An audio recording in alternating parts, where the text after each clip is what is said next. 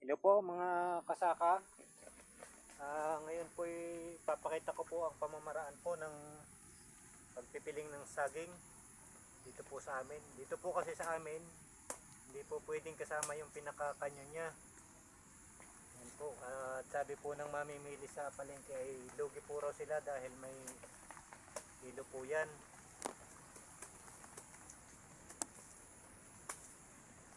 Po siya, tanggal po sa pinakakuan. Ang natitira lang po talaga ayan oh.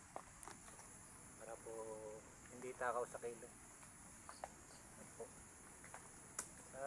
Hindi pa lang po ito marurunong. Pwede pong matutuhan.